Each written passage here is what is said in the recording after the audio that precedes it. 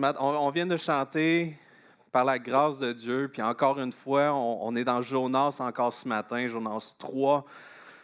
On va voir encore et encore la grâce et la miséricorde de notre grand Dieu. Dieu tourne son cœur vers des hommes égarés constamment dans sa parole de Dieu. Constamment, Dieu tourne ses regards vers ceux qui sont perdus, des hommes qui sont dans le champ, qui sont indifférents à l'appel de Dieu. Mais continuellement, Dieu tend sa main, veut les ramener à la maison. Dieu veut nous faire du bien. Notre tendance naturelle, en tant que croyants, ce n'est pas vraiment de nous soucier des autres. En tant qu'être humain, notre chair va nous pousser à prendre soin de me, myself and I. Moi, moi-même et moi-même. En français, je ne sais pas comment le dire. Surtout pas des non-croyants qui sont extrêmement rebelles à Dieu. Des rebelles qui vivent tout croche. Pas comme nous autres, parce que nous autres, on est bons. Des rebelles qui nous tapent ses nerfs. Mais la parole de Dieu nous dit quoi dans Philippiens 2, les versets 15-16? Ça nous parle d'être un témoin, d'être la lumière du monde, de porter un flambeau dans un monde de ténèbres, de porter la parole de vie bien haute. Ceux qui se demandent, parole de vie, le ministère vient de où? C'est les versets clés de notre ministère. Puis on a 2 étudiantes avec nous. Salut les filles. Une ancienne étudiante. Quand Dieu ordonne à Jonas d'aller proclamer la parole, qu'est-ce que Jonas fait? Il s'en va dans la direction opposée. Dieu avait l'espérance que Jonas aille là-bas, annonce à Ninive et que Ninive se repente pour qu'il soit épargné du jugement. Mais Jonas, à la hâte, au saut de départ, aussitôt que le sifflet ou le fusil de départ est sonné, qu'est-ce qu'il fait? Non, il s'embarque, s'en va à Tarsis, que dans le temps, Tarsis, c'était considéré comme l'extrémité du monde. Ça tombait direct après Tarsis, il n'y avait plus rien. Puis Jonas n'était pas d'accord que Dieu fasse miséricorde à un peuple ignoble, à un peuple violent. Les méchants Nénivites qui pensaient pouvoir tenir tête à Dieu, Jonas ne voulait pas ça. Puis il faut faire une distinction du pourquoi Jonas est parti. Jonas n'est pas parti parce qu'il avait peur des Nénivites. Il avait peut-être peur un petit peu. La raison principale, c'est parce que Jonas ne voulait rien savoir que Dieu donne sa grâce ou sa miséricorde à un peuple qu'il ne méritait pas. Un peuple qui lui a fait du tort, qui a fait du tort à ses ancêtres. C'était la raison officielle de Jonas et son cœur. Puis on va voir Jonas, merci Seigneur parce qu'on a toute la parole de Dieu. Si on avait juste Jonas 3, on serait encouragé. Mais d'étudier le texte, il faut l'étudier en entier. On sait qu'est-ce qui se passe dans le cœur de Jonas. Donc, on se rappelle un petit peu de qu'est-ce qu'on a vu rapidement. Je vais juste m'organiser un petit peu. Dieu donne un ordre à Jonas, va à Ninive. Jonas fuit Dieu. On va avoir les petites images. Bon, Dieu donne un ordre, Jonas fuit Dieu. Dieu poursuit Jonas avec une tempête. Jonas est jeté à la mer. Jonas crie pour être sauvé. Jonas est avalé par un grand poisson. Jonas remercie Dieu d'être avalé par un grand poisson. Et sur l'ordre du Seigneur, Dieu donne une indigestion au gros poisson et vomit Jonas sur la plage. Juste ça, c'est pas de l'air d'être très agréable comme périple. Mais à matin, on continue là, sur la plage jusqu'à Jonas a été vomi. Jonas se rend compte de la futilité de continuer à désobéir à Dieu. Il se lève, va à Ninive pour prêcher la parole de Dieu. C'est un nouveau départ. Jonas va faire ce que Dieu lui a demandé de faire, puis on va voir son état de cœur là-dedans. On va juste prier avant de continuer. Père Céleste, merci pour ta parole. Merci Seigneur parce que on mérite absolument rien. Parce que tu es un Dieu qui est fidèle, tu es un Dieu qui tend la main continuellement à une personne comme moi qui pêche sans arrêt, qui ne devrait pas avoir cette grâce-là. Mais merci d'avoir envoyé ton Fils à la croix pour nous pardonner, pour nous ouvrir cette porte, de faire partie de cette belle famille, Seigneur, d'être des fils et des filles du Dieu très haut, du Dieu créateur, de celui qui est victorieux. Je te prie de préparer nos cœurs à ta parole ce matin et que je puisse être un outil simplement entre tes mains. Amen. Petite parenthèse, ça arrive de temps en temps dans des prédications où on ne se sent pas là. On est comme, il y a quelque chose, j'aurais pu mettre 30 heures de plus, puis je sais que je n'aurais pas été dedans. Puis Dieu nous montre que ça prend sa parole, ça ne prend pas d'autre chose. C'est la beauté que nos cœurs soient vraiment tournés à la parole de Dieu ce matin, pas à moi. Puis on va parler de la repentance. Ça a été un message qui m'a rentré dedans personnellement. Puis ça l'a fait du bien, mais l'amour de Dieu a fait du bien puis a fait mal en même temps. Fait qu'on va lire notre passage au complet, puis après ça, on va le décortiquer un petit peu ensemble. Donc, Jonas 3, je vais lire dans la version sommaire. Jonas 3, verset 1. L'Éternel adressa la parole une seconde fois à Jonas en ces termes. Mets-toi en route, va à Ninive, la grande ville, et proclame là-bas le message que je te communique. Jonas se mit en route, se rendit à Ninive comme l'Éternel le lui avait demandé. Or, Ninive était une ville extrêmement grande. Il fallait 3 jours de marche pour en faire le tour. Jonas entra dans la ville et commença par y marcher toute une journée en proclamant « Dans 40 jours, une catastrophe viendra sur Ninive. » Les habitants de Ninive crurent en Dieu. Ils publièrent un jeûne, et quelle que fût leur condition sociale, ils revêtirent des habits de toile de sac. Le roi de Ninive, informé de la chose, se leva de son trône, enleva son manteau royal, se couvrit d'un habit de toile de sac et s'assit sur la cendre. Puis il fit proclamer ce décret dans Ninive. Par ordre du roi et de ses ministres, il est interdit aux hommes comme aux bêtes, petits ou gros bétail, de manger quoi que ce soit, de paître et de boire de l'eau.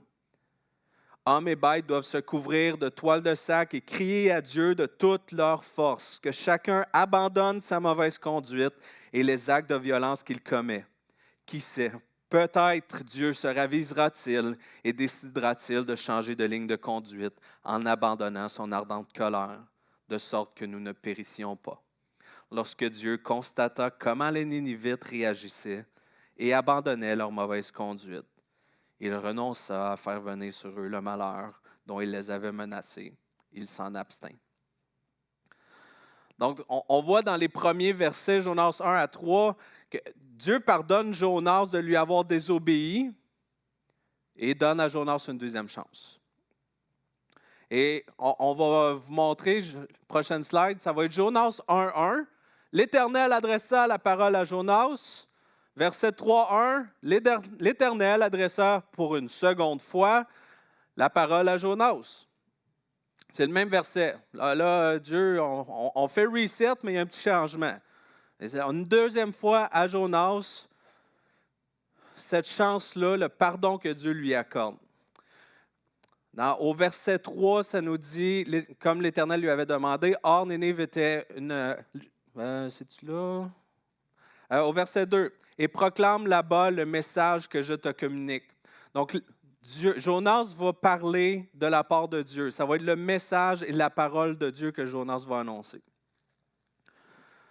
Jonas s'en va dans cette direction. Puis il y a quelque chose qui a changé entre le chapitre 2 et le chapitre 3. Ce n'est pas Dieu. Dieu n'a pas changé jusqu'à aujourd'hui. Jonas a changé. Est-ce que vous trouvez? Est-ce que Jonas a réellement changé?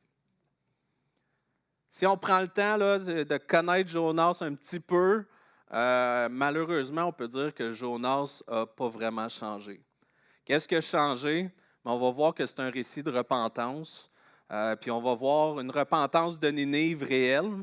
Puis on va voir de Jonas quelqu'un qui s'est fait pogner à faire de quoi. Il y a eu une conséquence, puis il ne veut pas se refaire pogner.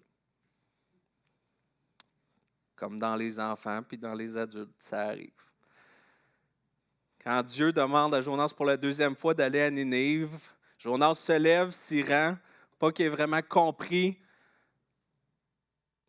ou qu'il ait à cœur le sort des méchants Ninivites, comme on le voit au verset 1 à 3 du chapitre 4, qu'on va voir une autre fois. Mais il a compris qu'il faut mieux coopérer avec Dieu au lieu de s'opposer à sa volonté. C'est un point de départ, je lui accorde. Mais le cœur, ouf. Au verset 4, ça nous parle le message de Dieu à Ninive. Donc Jonas entra dans la ville et commença par y marcher toute une journée en proclamant « Dans 40 jours, une catastrophe viendra sur Ninive. » Dieu donne à Jonas la tâche d'annoncer un message qui n'était pas nécessairement sympathique, pas un message qui était facile à emmener.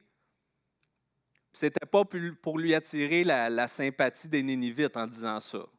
Il n'allait pas flatter les Ninivites dans le bon sens du poil.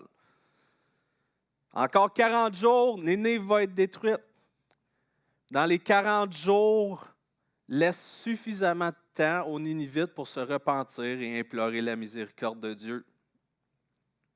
Dans Hébreux 4, 12, 13, « Car la parole de Dieu est vivante et efficace, elle est plus tranchante qu'une épée, à double tranchant et pénétrant jusqu'à la division de l'âme, ainsi que de l'esprit, et des jointures ainsi que de la moelle. Elle juge les dispositions et les pensées du cœur. Nulle créature n'échappe au regard de Dieu. Tout est à nu et découvert aux yeux de celui à qui nous devons rendre compte. » Le message de Dieu, c'est constitué d'une mauvaise nouvelle. 40 jours, convertissez-vous ou Ninive, fini. Puis on parle de tourner Ninive dans plusieurs versions. Le mot utilisé, c'est le même mot qu'avec Sodome et Gomorrhe. Donc, c'est une destruction. D'une manière ou d'une autre, Ninive était pour être transformée, soit détruite ou transformée comme que c'est arrivé pour cette génération-là. Donc, la mauvaise nouvelle qui est pour des pécheurs coupables, perdus, c'est difficile à accepter. C'est difficile en tant qu'être humain d'accepter qu'on est perdu, d'accepter qu'on n'est pas en contrôle, d'accepter qu'on est pécheur. Non, pas moi, je suis une bonne personne. Mais la beauté de Dieu, c'est pas juste lancer le pot, les fleurs y viennent. Dieu nous aime, désire nous pardonner. C'est pas convertissez-vous, là. C'est pour être sauvé par Dieu. C'est quelque chose qu'il faut vraiment prendre le temps avec Dieu dans notre propre repentance, dans le témoignage qu'on va lancer aux gens extérieurs. L'amour de Dieu est inconditionnel. La seule condition, c'est de se tourner vers Dieu, c'est de l'accepter, de reconnaître.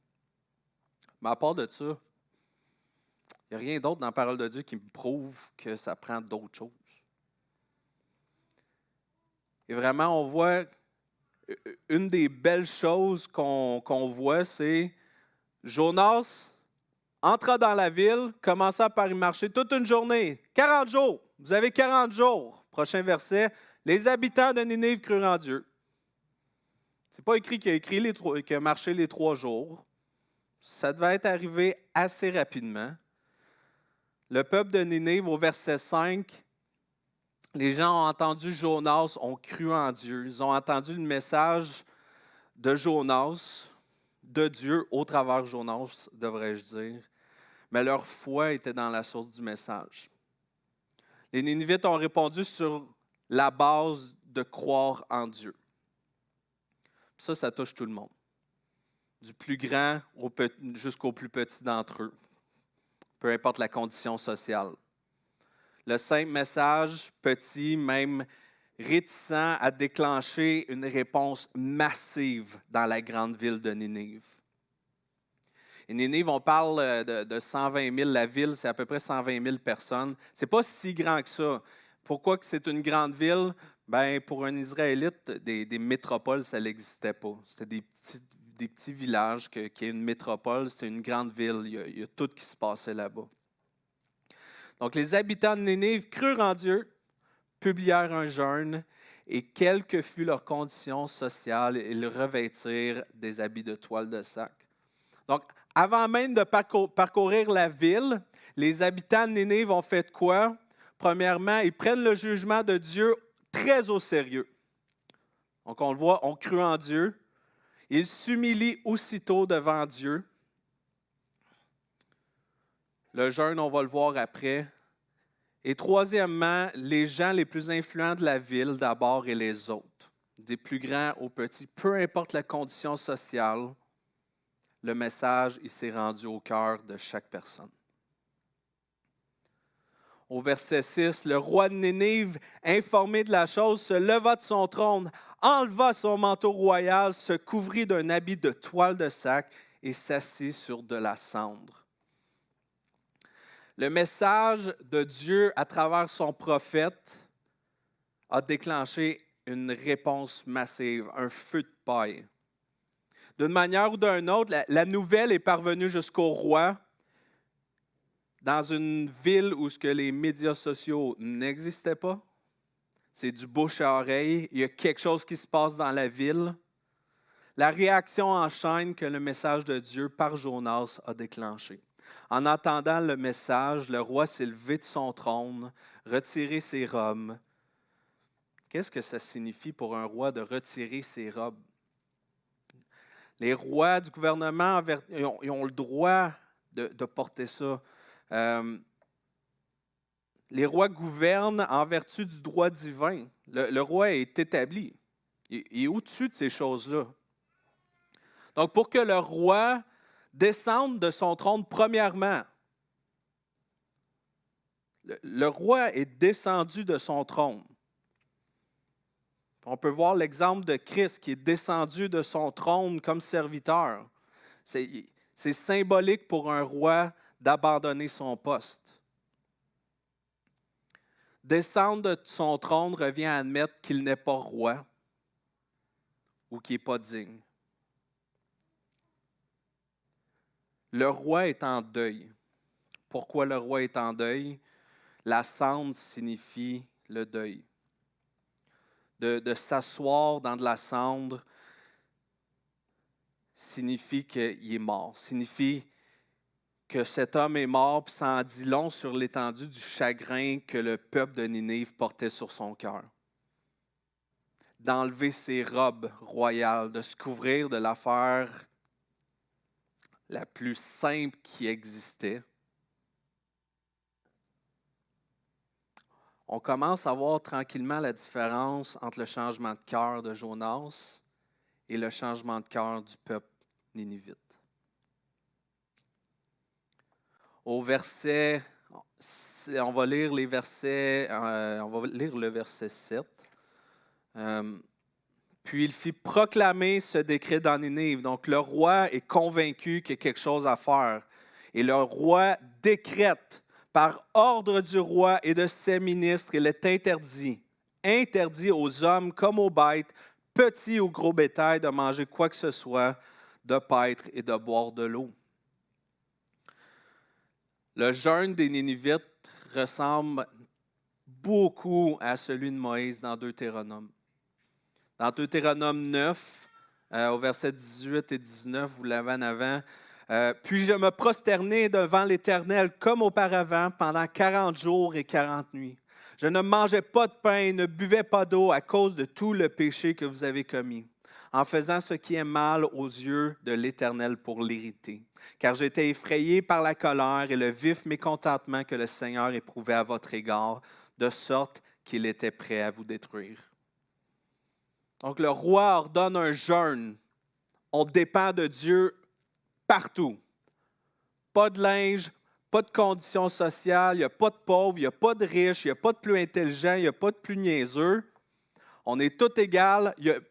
Pour dire que les animaux aussi, c'est global, là. Personne. Ils couvraient la tête des animaux aussi.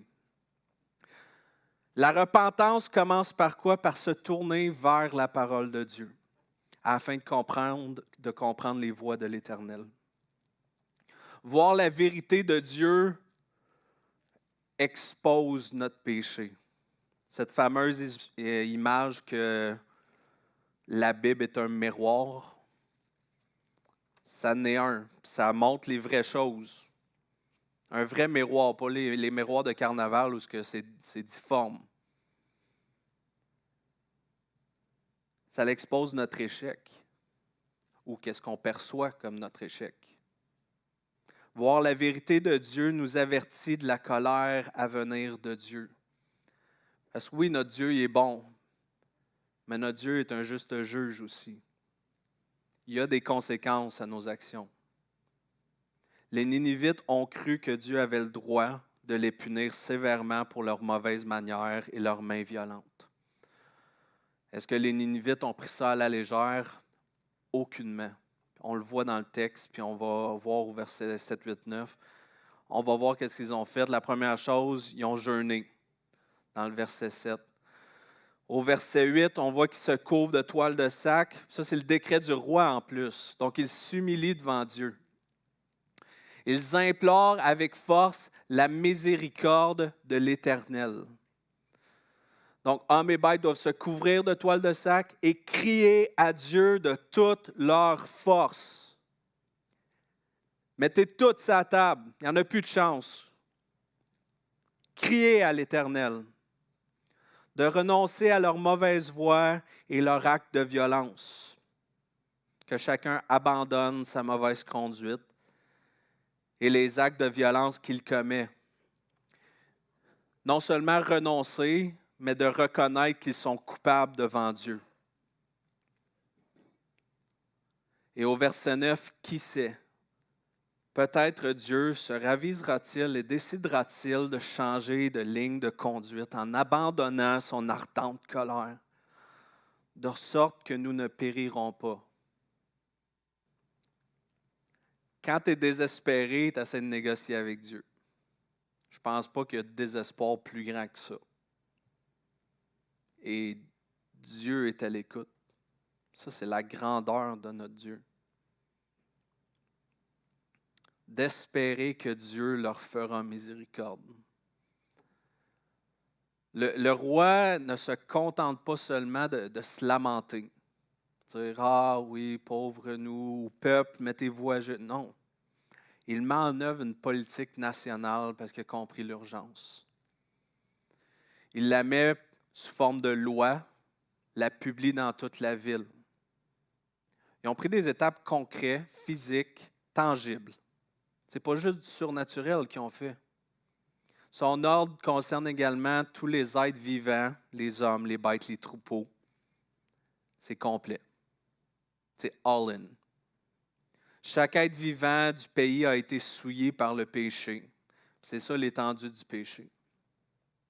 La politique du roi appelle également un jeûne total de nourriture et d'eau. C'est comme s'il était déjà mort. C'est quoi le raisonnement?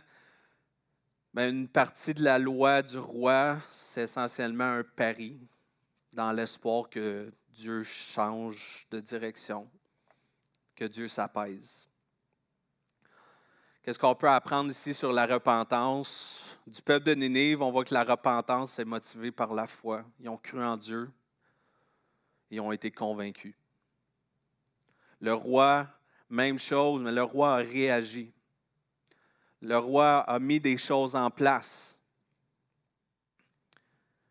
Et une des grandes choses que ça l'a fait, c'est que le peuple a mouru à lui-même. Ils ont abandonné ce qu'ils faisaient. On peut voir que la repentance a été publique, la repentance a été totale. Puis le renoncement en soi a été présent. Et ultimement, les Ninivites, le roi, leur espérance, ce n'était pas que son voisin ou sa voisine ou son patron le voit faire ça. C'était que Dieu voit qu'est-ce qu'il faisait. Et au verset 10, lorsque Dieu constata comment les Ninivites réagissaient et abandonnaient leur mauvaise conduite, il renonça à faire venir sur eux le malheur dont il les avait menacés. Il s'en abstint.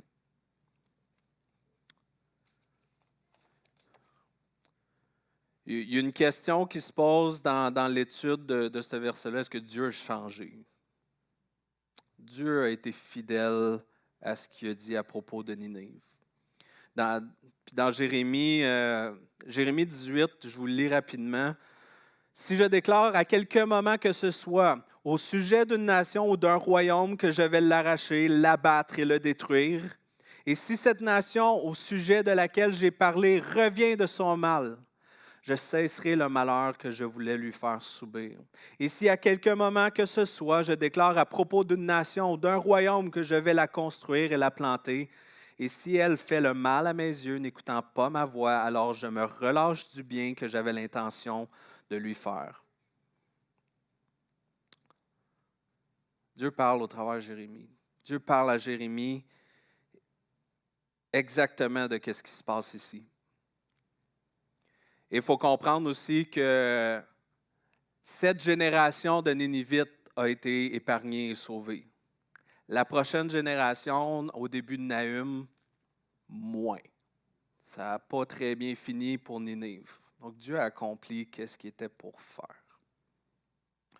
Le vrai Dieu veut que toutes les nations sachent qu'il est Dieu. Puis encore là, je reviens à ce que j'ai dit à Jonas 1. C'est très atypique à ce temps-là que Dieu envoie un prophète dans une ville proclamée. Dieu attirait vers Israël d'habitude. Donc on voit le cœur de Dieu d'aller à l'extérieur, d'aller chercher. Dieu ne blanchira pas les coupables, mais il fera preuve de miséricorde envers ceux qui se repentent réellement. La vraie repentance, la vraie conversion, c'est comment qu'on l'a vu au travers les Ninivites. Ils se sont engagés à se détourner de leur mauvaise voie. Ils ont exprimé leur repentance par l'humilité. Dieu, puis ce qui est beau là-dedans, c'est le fun de l'histoire. Parce que ça nous aide à comprendre certaines choses par après. Dans le temps de Jonas, Dieu avait préparé le terrain. Et croyons ça, que Dieu est toujours à l'œuvre en train de préparer le terrain avant nous, après nous et pendant. Il y avait des signes de colère que les Ninivites percevaient des dieux. Il y avait des épidémies dans ce temps-là qui ont décimé une bonne partie de la population. Il y a un éclipse solaire qui est arrivé. C'est encore la colère des dieux sur nous. L'Empire assyrien avait beaucoup de troubles à l'interne. C'était vraiment une grosse empire et ça commençait à aller mal. Donc, il y avait des effectifs réduits, puis encore là, c'était une condamnation des dieux. Et quand Jonas dit encore 40 jours et Ninive est détruite, ça allait produire vraiment un effet pour saisir l'attention des Ninivites, parce qu'il y avait déjà quelque chose qui se tramait dans leur tête et concrètement dans le peuple de Ninive. Le cœur des Ninivites avait été préparé par Dieu à recevoir son message. Et je pense que tout le monde ici, à un moment donné, on peut prendre le temps de se souvenir que Dieu a déjà préparé notre cœur à recevoir un message. Surtout la journée où on a réalisé qu'on était pécheurs. Où ce que Dieu a pris sa place dans notre vie. Ce n'est pas arrivé comme ça. Dieu a préparé le terrain. Dieu précède toujours ses enfants dans leur travail de témoin. Dans Matthieu 28, ça nous dit « Voici, je suis avec vous tous les jours jusqu'à la fin du monde. » On voit bien que cette génération-là, comme j'ai dit tantôt, ont reconnu leur péché, mais que la prochaine génération sont revenus à leur vieille manière. Et est-ce qu'on est si loin des Ninivites que ça? On parle souvent du peuple d'Israël qui joue un peu au yo-yo avec Dieu. Je me reconnais. Je suis un yo-yo émotif. Je suis un yo-yo pécheur. C'est tellement pas la meilleure image, mais bon, c'est celle-là qu'on a. Les Nénivites étaient réputés pour leur grande cruauté. Puis ça, je ne veux pas rentrer trop dans les détails, mais je vous dis quelques faits. Sa méchanceté est montée jusqu'à moi. Le traitement pour que l'Éternel dise, sa méchanceté est montée jusqu'à moi. Le traitement qu'ils infligeaient à leurs prisonniers de guerre. Les mains, les pieds, les oreilles, les nez tranchés, les langues arrachées, les yeux crevés. Ça, c'était dans les plus abominables. On s'entend qu'il ne reste plus grand-chose après ça. C'était pas anormal de voir des pyramides de crânes être amassées dans la ville. C'était pas anormal de voir des corps transpercés avec des lances placés dans la ville.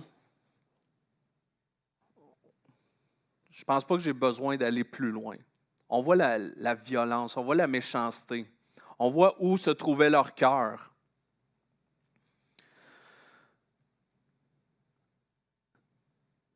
Une dernière chose, ils décoraient les palais avec des peaux humaines. Un petit détail. C'est quelque chose. Est-ce que Jonas avait tort de penser que les Nénivites méritaient l'ardente colère de Dieu? Jonas était dans le droit de penser que les Nénivites méritaient ça. Est-ce que Jonas était dans le champ de ne pas vouloir que cette gang-là continue? Je pense que oui. Si je compare à ma vie, je compare aux personnes que je juge, je ne suis pas bien mieux que Jonas. Mais malgré leur égarement spirituel, les Nénivites avaient du prix aux yeux de Dieu. Et ce Dieu-là qui a vu une valeur dans la vie des Nénivites a tendu la main pour leur offrir son pardon. Est-ce qu'on est fermé à l'idée que Dieu tende la main à ceux autour de nous qui nous tombent ses nerfs, qui ne sont pas des bons chrétiens ou qui sont rebelles à Dieu, qui ont un style de vie qui nous déplaît, peu ou beaucoup? Est-ce qu'on est prêt à collaborer avec Dieu pour amener ces gens-là à la repentance, vers une conversion? Est-ce qu'on les aime suffisamment pour avertir du jugement à venir et leur faire connaître le moyen de l'éviter?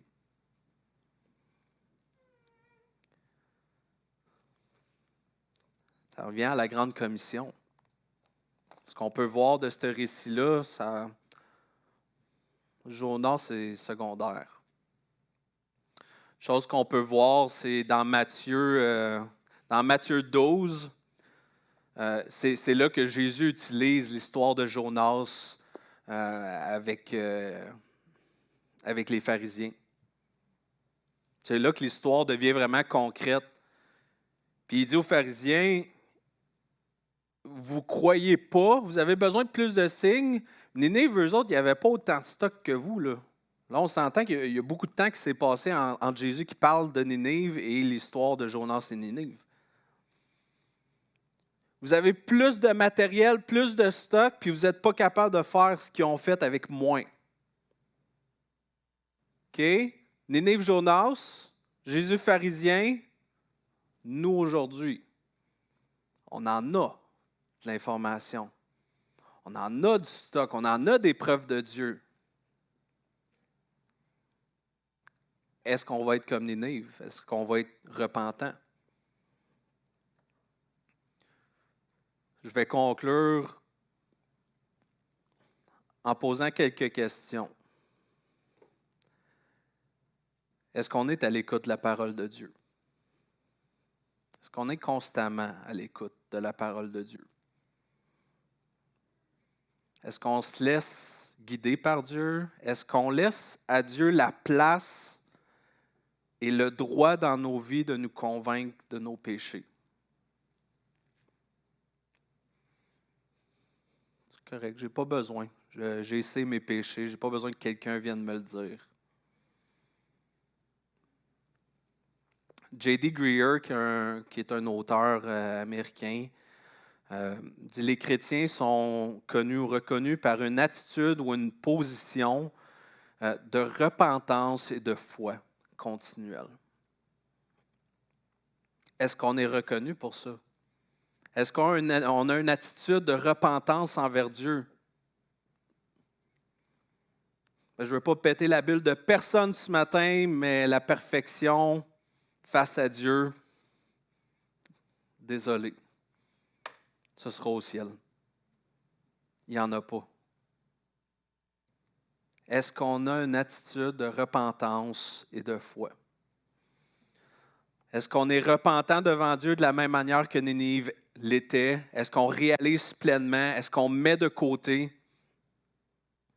Est-ce qu'on fait comme le roi puis on met des étapes concrètes pour se protéger? Est-ce qu'on se détourne du mal? Est-ce qu'on reste humble? Celle-là est tough.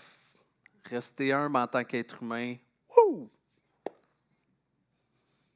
Continuellement en travail. C'est un chantier perpétuel de construction. Mais mon message pour vous ce matin, ce que j'avais à cœur, ce n'était pas nécessairement la repentance, autant que c'est très important. C'est à quel point qu'on va obéir à Dieu pour dire les vraies choses, pour ce qui importe le plus, qui est notre commission, d'annoncer la bonne nouvelle de Jésus-Christ autour de nous. Comment de fois on passe à côté parce qu'on est orgueilleux, parce qu'on n'est pas assez humble, parce qu'on est gêné. Et là, je ne vous dis pas d'aller sur le coin de la rue et crier après les gens.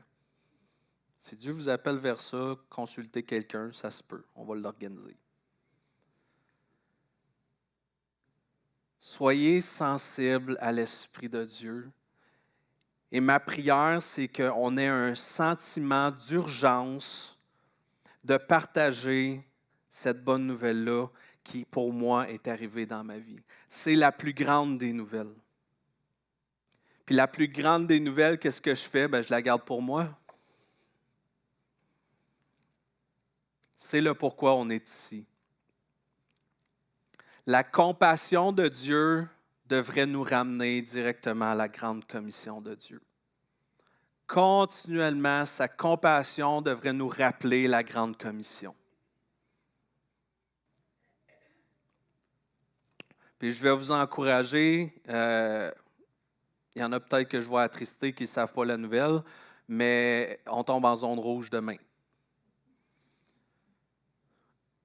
OK. Pas de resto, les lieux de culte, ça va nous affecter.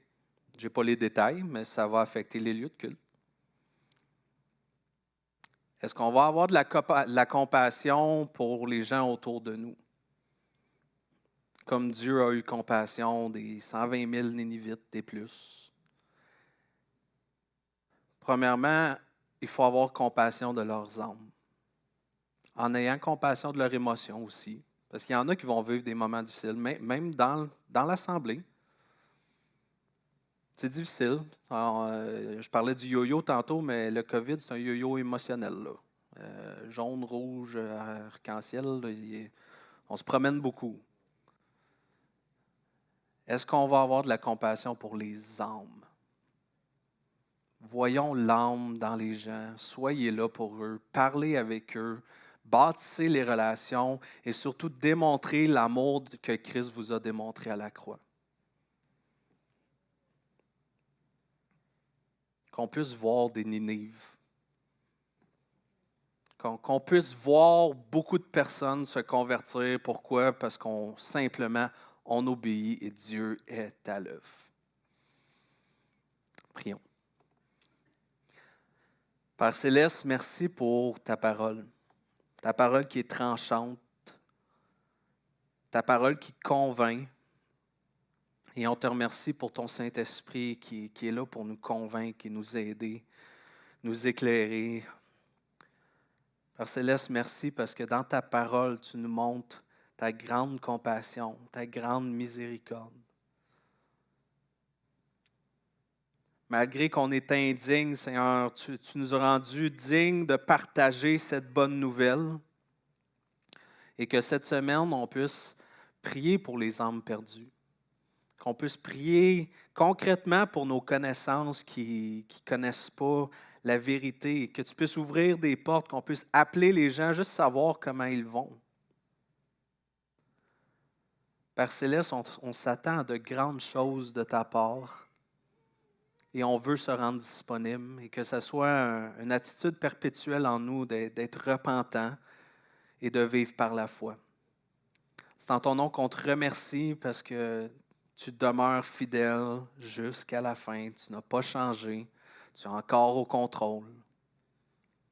Et on te remercie à l'avance pour les bénédictions que tu vas mettre devant nous, de pouvoir partager cette joie que nous avons d'appartenir à ce grand Dieu vivant et victorieux. Amen.